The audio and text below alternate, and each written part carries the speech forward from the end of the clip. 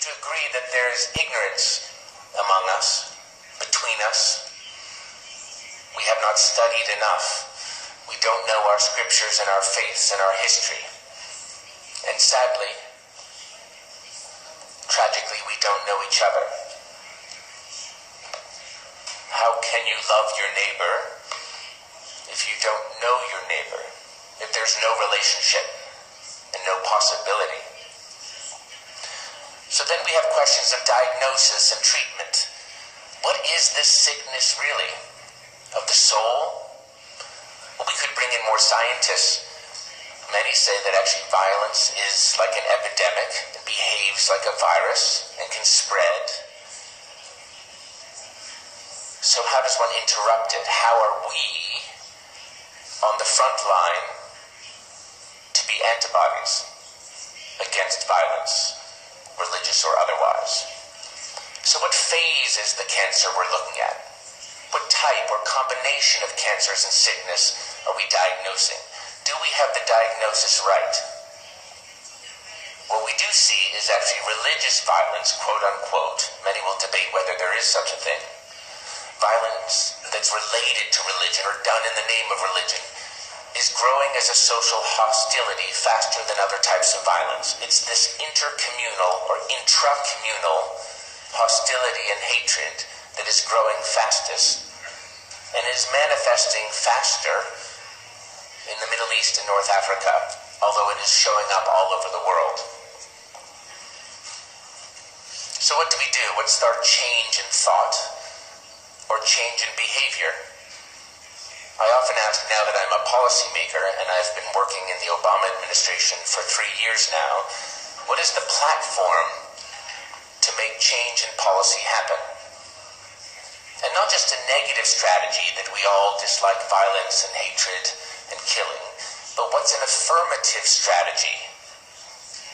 What is our call to action and to each other to make a difference, to save lives? Many, many, many lives.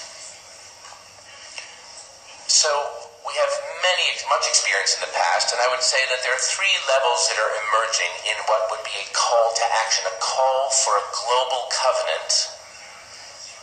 Some are calling it for interreligious peace. What is needed for peace and fullness? Where are we, as Rabbi Skorka was saying, where are we incomplete? Where we do not have fullness and shalom or salam. So one area is among the religious leaders, many in this room as well. How well do you know each other? And what is the call to action that goes beyond and above nation states and borders and boundaries? So what would a global covenant or agreement look like to renounce violence in the name of religion, in the name of God? What type of parchment is needed for such a thing? What type of gathering to take the fullness of Sant'Egidio's work as well and go even higher with the invitations of the Vatican and Pope Francis and many who are now asking for more? But that doesn't preclude the second tier, which we are familiar with, the nation state. The United Nations is also looking at what would a UN Security Council resolution look like to stop violence in the name of God, to actually affirm what we have in common and what we can do. And how would one set up early warning and rapid response mechanisms to be able to mediate and negotiate these violent crises that we find ourselves in? What would that take? Jordan is taking a lead on some of that, as well as the OIC and others. But the big question is there such a thing as religicide? Does one seek to eradicate religion? Your sacred sites, your places of worship, your whole people? One of the questions that is percolating up and is controversial for us to look at from a legal as well as from a policy point of view is religicide. When is it genocide plus religion and the kerosene of invoking the name of God in belief and reward for such behavior? So the UN is trying to do its job, given the urgency of ISIL and what we're seeing around the world. But as you heard, from Boko Haram all the way to the Rohingya to the Middle East, everywhere we look, we're seeing headlines where religion is involved in a not nice way. And then there's the third tier. What is civil society doing? On the front line, they've been working, helping survivors, helping mediation, seeking peace, all different techniques.